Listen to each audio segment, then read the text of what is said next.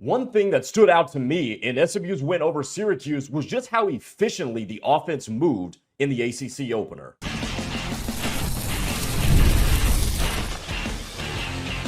You are Locked On SMU, your daily podcast on the SMU Mustangs, part of the Locked On Podcast Network, your team every day. Welcome into Locked On SMU, part of the Locked On Podcast Network, your team every single day. And welcome back. We are winners 1-0 in ACC play after a 31-18 victory over Syracuse. My name is Grayson Singleton. Coming up on the show today, you could see how the bye week paid off for SMU. So we're going to talk about some of the things that stood out to me that I talked about over the bye week that got better in this game on Saturday. Plus, some of you guys sound a little pessimistic on the YouTube comments and on social media as well. We'll talk about that to close up the show. But our show today here on a Monday is brought to you by FanDuel. Right now, new customers can bet just $5, and if the bet wins, you'll get $300 in bonus bets to use across the app. So download the FanDuel app today. All right, let's go ahead and get started with this. The offensive efficiency, I thought, looked its best for most of the game. And I was highly impressed with how the offense operated. And I want to give Rhett Lashlee and I want to give Casey Woods a lot of credit for this. Now, the first quarter is what a lot of people are going to go to. 3 and out, another 3 and out, and then you don't take full advantage of the interception in the red zone when you only ended up settling for a field goal. I mean, a punt and then 6 plays and out, excuse me. So punt, 6 plays and out, and then 3 plays and out, but you get the field goal because of the field position. But after that, if you go into the second quarter drives and on, 7 plays touchdown, 3 plays 40 yards touchdown, 6 plays 90 yards touchdown. I mean, right there in that second quarter, that is 16 plays where you have over 200 yards. SMU has not been that efficient the entirety of this season. 16 plays and 240-something yards off of that. I mean, that is nice. That'll play. In the third quarter, 12 plays, 51 yards. Then you had a 3-play, negative 13 yards. But in the fourth quarter, again, 9 plays, 77 yards. Overall, in the game, and this is not taking out the slow start, SMU averaged 5.7 yards per play. Now. I know people are going to say, well, what about people that are averaging, 6.5, 7 yards a play? Here's my point. If you're averaging 5.7 yards per play, that equates to getting a first down every other time, which equates to what we saw on the field. And that is, for the majority of the game, the vast majority of the game, SMU did a good job staying on schedule, staying within the flow, and within the rhythm of its offense. And that goes to coaching, too. That goes to a good game plan and a diversity of ways that you executed what you wanted to execute. The run game did not look great in the game yesterday. There's no ways around that. But Rhett Lashlee talked about Kevin Jennings pulling the ball on some RPOs. And quite frankly, with the way that Jennings was getting the ball out quick, the horizontal passing game, which I've always called an extension of the run game, the offense operated without the traditional run game that has been dominant over the course of the first 4 games of the season. So even though that didn't look fantastic, there were ways around it to where the offense still looked like they were staying on schedule, staying ahead of the chains. Now, that also has in large part to do with the fact that Kevin Jennings, for my money, had his best game as an SMU Mustang. Only 6 incompletions, 25 of 31, or 29 of 36. 29 of 35. There's the number. Just shy of 300, 4 touchdowns, had the 1 interception in the second half. To me, him in conjunction with Rhett Lashlee and Casey Woods was phenomenal. Was it perfect? No, but it was phenomenal. Distributing the ball to all sorts of receivers. I gave you the number in my post-game reaction on Saturday. It was 8 different receivers had a catch. 8 different receivers, headlined by Romello Brinson, 7 for 77. Everybody got involved. The Syracuse defense didn't know where SMU was even trying to attack them. most of the game. And when you look at it from that perspective, the yards per play equating to a first down every other play, Kevin Jennings looking the most efficient that he's looked. The run game, not great, but we can excuse it for today. All in all, I thought the offense performed excellently. There's also another stat I will give you on this one too. 5 for 12 on third down. SMU was in the bottom third of third down efficiency coming into the game, yes, on Saturday. They were they were bottom third. I think they were in that 37%. It was the number. You convert just one shy of half of your third downs. And by the way, only 12 third down opportunities. That goes back to offensive efficiency. SMU was staying out of it. But especially in that second quarter, once the offense got its footing back underneath it, again, coming off of a bye week, you can be a little bit slow. But once the offense really found a handle on this Syracuse defense, it was up and down the field. Up and down the field. Now, the one improvement they can make is starting faster because they have gotten off to fast starts. We've seen that before against Baylor and against East Texas A&M. We've seen them capable of doing that, and you would certainly like to see that. But in terms of how efficient the offense was, it was the best it's looked. It was the best it's looked all season long. And you can see all the ingredients from it. You can see the quarterback. You can see the wide receivers. And more importantly, in a way that we haven't been able to see all season long, you can see the coaching. I thought you could see the coaching because Red and Casey were a step ahead of Syracuse the entire game. The entire game. Whatever they wanted to do. Run game wasn't working. All right, cool. That doesn't mean we just drop back and KJ, hey, we're going to be predictable here. Drop back, try to find something in the intermediate. They figured out a way to still space out the Syracuse defense and stretch it to its as much as it can be stretched. Never knew. And that's hard to do. When your traditional running game is not working, it is hard to stay multidimensional. And they stayed multidimensional. They short game, quick game, extensions of the run game, intermediate, finding holes in the defense, move the pocket. Kevin Jennings on a run. Didn't happen a whole heck of a lot, but it happened on the first play of the game. That goes to coaching. And to me, Rhett Lashley and Casey Woods came into the game with an excellent plan, and it was executed to near perfection by the quarterback. I mean, Kevin Jennings almost had as many touchdown passes as he did incompletions. We got to give him his love today, man. We have to give Kevin Jennings his love today. I know he can be erratic in terms of his accuracy at times.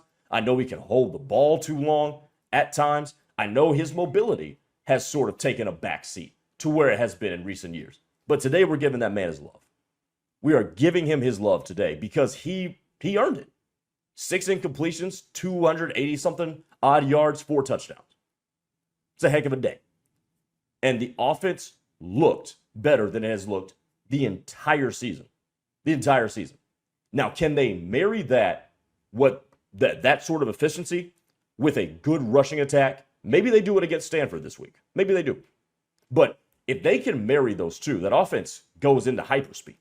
I mean, it goes to another level, another dimension. But for just isolating it for yesterday, especially on a day where you were missing offensive linemen and the run game suffered because of it, not much to complain about.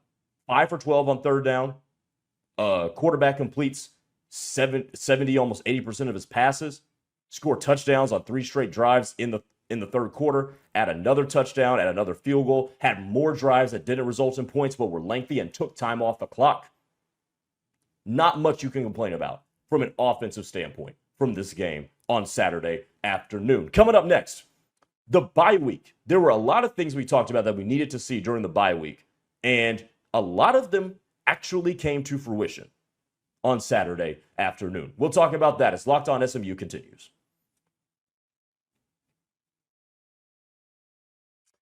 Peloton is shaping the future of fitness with the brand new Peloton Cross-Training Tread Plus, powered by Peloton IQ.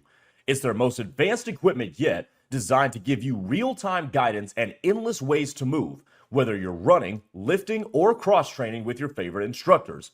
This is training reimagined. Peloton is built for breakthroughs with tools that help you plan, stay motivated, and reach peak performance. I love how the Peloton IQ system offers real-time strength coaching.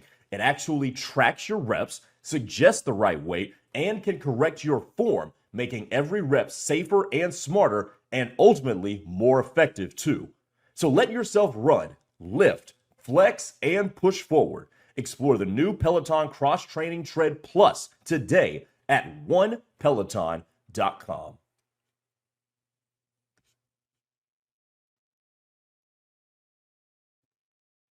All right, welcome back to the show here on a Monday. Appreciate you all for listening. Appreciate all the engagement on the past videos as well. And by the way, speaking of that engagement, stay tuned for our final segment because I read your comments and we're going to respond to them as well. Grayson Singleton here with you. Be sure to subscribe to the channel as well and appreciate all the podcast listeners on Spotify, Apple, and wherever you get your podcasts. Okay, there were a lot of things that I talked about during the bye week that I wanted to see. Some of them defensive, some of them offensive, and some of them just, hey, the team needs a break.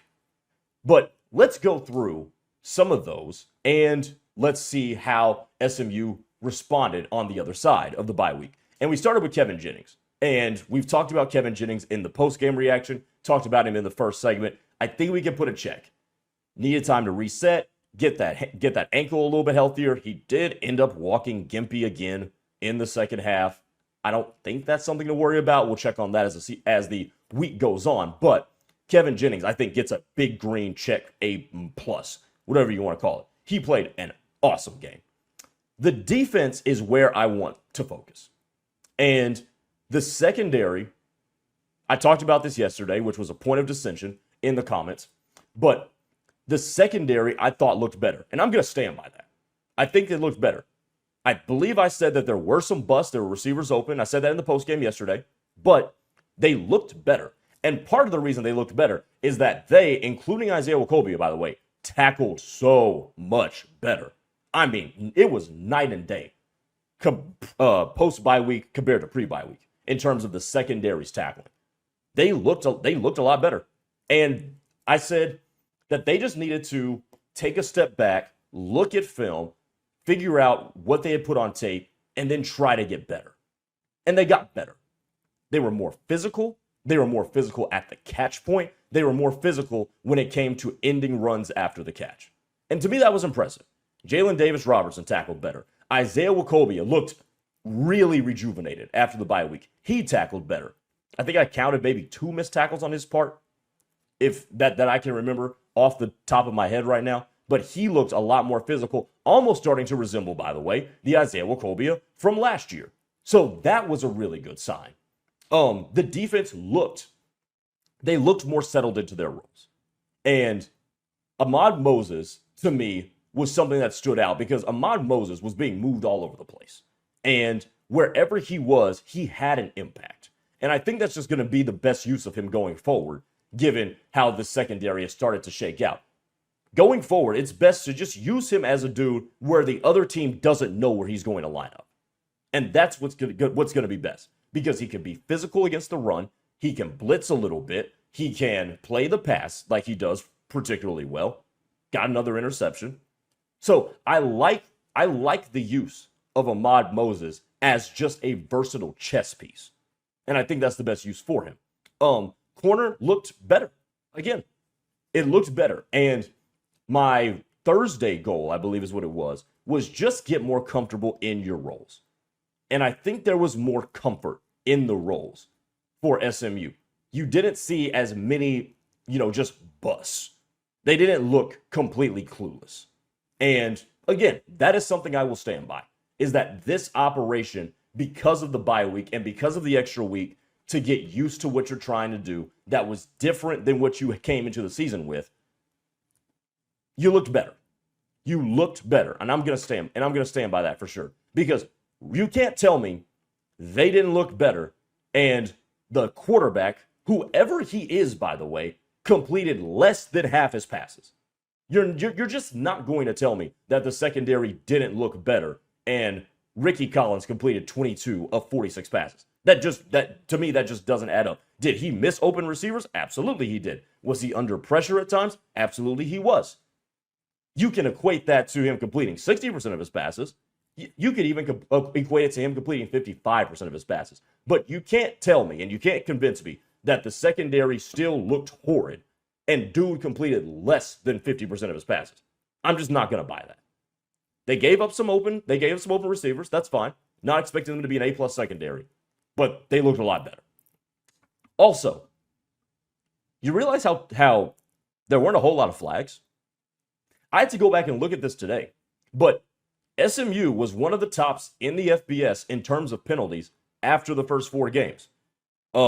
Yesterday, I'm gonna recheck this again because I had a hard time believing this. The Mustangs were penalized twice for 15 yards. Just twice. They didn't shoot themselves in the foot. They didn't become their own enemy. And to me, boy, is that impressive. Because if you can get out of your own way, and you're hardly going to ever have a penalty-free game, but if you can stay out of your own way, that allows for your best to blossom even more. And, oh boy, 2 penalties for 15 yards. And even watching the game, I wasn't aware that they had only gotten penalized twice. But you know what I was aware of? They didn't shoot themselves in the foot. And to me, that is a huge, huge improvement from the first 4 games of the season. Huge improvement. Because you can remember, just go back to whichever game, the East Texas A&M game, where it was a penalty fest in the first half, the Baylor game, the TCU game, Missouri State, whatever. You can think of times where the Mustangs shot themselves in the foot repeatedly. And that didn't happen.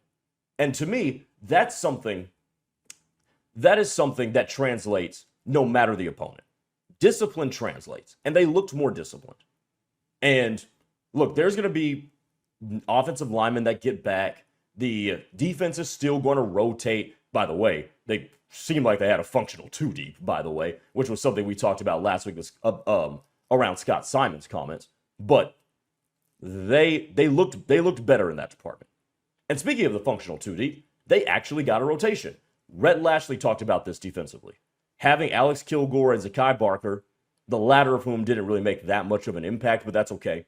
But having them back in the rotation, I think squared away a lot of things. Maizano comes up with the interception, but everybody just seemed to up their level of play just a little bit when you had them back in the rotation. And I think the defense looked better for it because they were back. So, am I saying SMU is a top of the top team in the ACC right now? No, I'm not. But a lot of the objectives that we went through in the bye week, I thought paid dividends in this game. I thought there was a lot of settling in. I thought there was a lot of, okay, we got some rest. Now let's make sure we're coming back and we're a little more disciplined. I thought Kevin Jennings was better for it. I thought the coaching staff was better for it. And I thought they had a functional 2 deep on defense.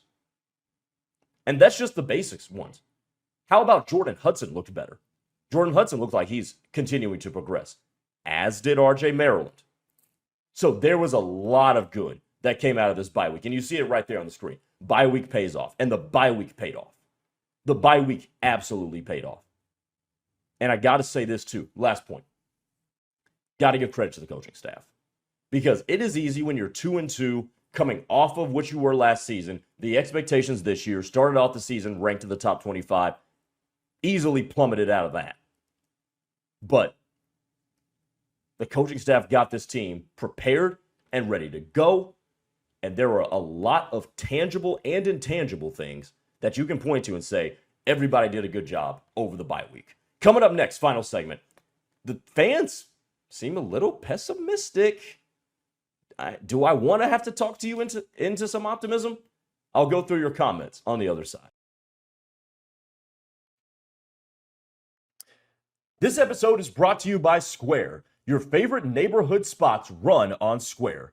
There are certain businesses that make the neighborhood the neighborhood.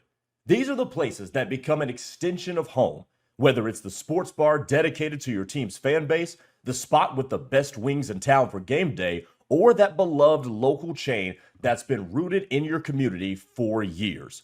These businesses are what bring people together. When neighborhood businesses thrive, the whole neighborhood thrives. So Here's a business in the DFW area that you should always visit. Lemon Street Tacos. If you're a fan of street tacos or anything of the sort, that type of Mexican food, Lemon Street Tacos, it would be the way to go. It's awesome. So make sure you check them out as well. Square is a proud partner of more than 4 million neighborhood businesses around the world. So you can go to square.com/go/lockedoncollege to learn more. But before you do, go support your favorite neighborhood spot. You'll be happy you did. Square, see you in the neighborhood. We're also brought to you by FanDuel. The NFL season is here, and FanDuel has an offer you don't want to miss. Right now, new customers can bet just $5 and get $300 in bonus bets if the bet wins. That's right. Just pick a bet, put $5 down, and if it hits, you'll unlock $300 in bonus bets to use anywhere across the app. So what do I love about FanDuel the most? Well, I've been telling you guys about this for months. No matter what I want to do, whether it's live bets, player props, or even a same game parlay, you can do it all on FanDuel. And whether you're just a casual fan or you're a diehard like you and I probably are, there's something for everybody with FanDuel. So what are you waiting for? Visit FanDuel.com to download the FanDuel app today and get started with FanDuel. All right, let's close up this show on a Monday talking about you guys.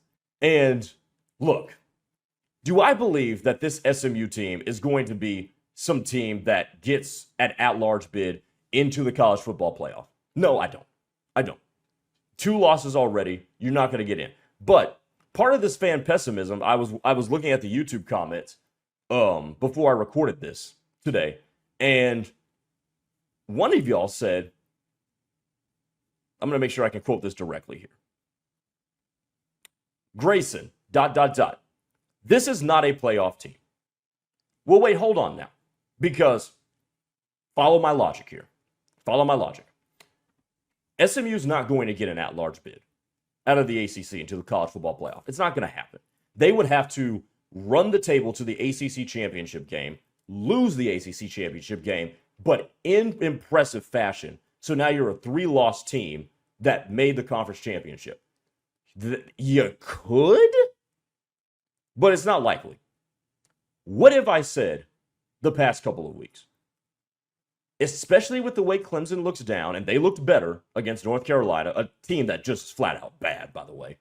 The way Clemson has looked, it's reasonable to believe that you've got a chance to go over there and win that game. Miami, you get at home. Anything could happen. That's all the logic. Look, I am very aware right now that SMU is on the outside looking at the college football playoff. But to say that it's still an impossibility, I'm not there quite yet. I'm not there because of how the schedule shakes out and because of how beatable Clemson looks. If you want to argue with me on that point, that's fine. That's fine. But here's what I will say. Miami still hasn't proven that they can continue this on through an entire year. Even though, for my money, Miami's the best team in the country right now. But they're still coached by Mario Cristobal. So just keep that in mind. And you get that team at home. And Clemson just looks like they're kind of in a tailspin. Like, forgive me if a win over North Carolina, who's just a bad football team, doesn't move me. Max Johnson is their quarterback, okay? Like, that's not going to move me a whole heck of a lot. But you do have to go over there, so that's a daunting task, but they look beatable.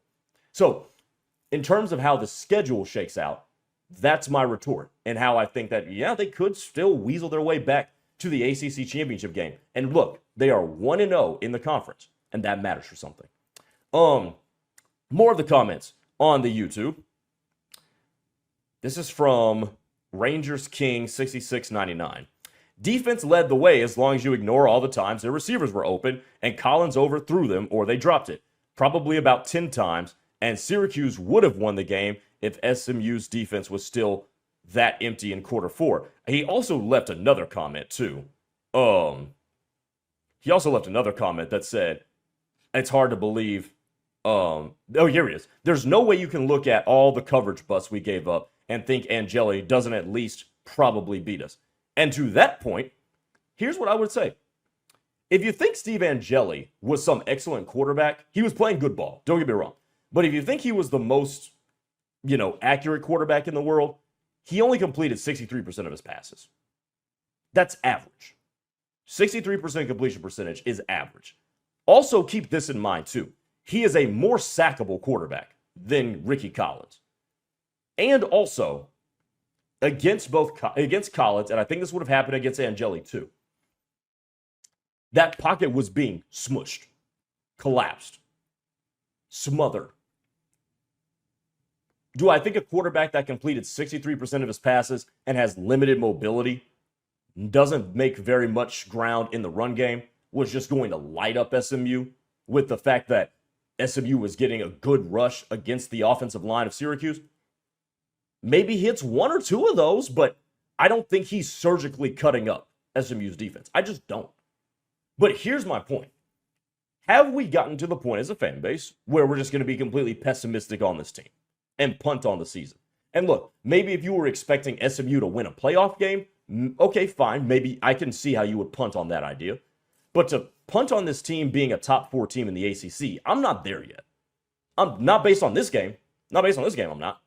And I will hold to the fact that I didn't come out of that game and think SMU would have lost if Steve Angeli was the quarterback. Because Steve Angeli's body of work leads me to believe this is a dude who has an average pass efficiency and is not very athletic. I think that plays okay into what SMU put on tape against Ricky Collins. Ricky Collins is the more athletic quarterback, and that athleticism extended some Syracuse drives. I could argue Syracuse would have had less yards on some of those drives if Steve Angeli was the quarterback. Now, obviously, you call the game differently because it's a backup quarterback. I get all of that. But I still don't come out of that game thinking if Steve Angeli, who is a statue in the pocket, because Steve Angeli isn't going to make the offensive protection better. And you're still trying to go to some of those deep shots, which means the protection has to give you time. I don't think that moves the needle all that much. Maybe it slows the game down. Maybe Syracuse is able to mount more extended drives. Okay, maybe. I can see that. But I don't think he moves the needle all that much. Not a guy who completed 62.8% of his passes. But have we reached the point where we are completely tossing in the towel on this season? And to me, I'm not there yet. Your next game is against Stanford. Obviously, you've got the Miami game looming, which is going to be one that will draw a lot of attention. You've got Clemson still, but you've got Wake Forest on the schedule. Or actually here, you have Stanford, then you've got Clemson at Wake Forest, and then Miami. You're going to have 3 more games until you take on your toughest opponent of the season. And then afterwards is 3 winnable games against BC, Louisville, who just lost to Virginia, and Cal. And I know Cal played Duke pretty tough, but the season's not over. With the way this team showed improvement, I still think they could win, all but one of their ACC games. I think they could split with Miami and Clemson? I still think it's possible because Clemson looks beatable. And because SMU's offensive line, when fully healthy, is a very good one. And one you can run the ball on. And Kevin Jennings is getting better. And the defensive front looks good. So, no, I don't think the season is over by any stretch of the imagination. I still think this SMU team can win at minimum 8 games. Still think that. Wholeheartedly. No lie. All right, that'll do it for Locked On SMU here on a Monday as we react to the Syracuse victory. Hope you stay with us tomorrow, but make sure that you're on the lookout this week for college football kickoff and Amazon Fire TV and Locked On's collaboration, your ultimate college football weekly preview, hosted by Drake Toll and Gary Patterson, along with Jesse Holly and our Locked On local experts. It's a college football preview that only Locked On can do. So catch college football kickoff every Thursday throughout the season, only on Fire TV. We'll talk to you tomorrow here on Locked On SMU. Take it easy, everybody.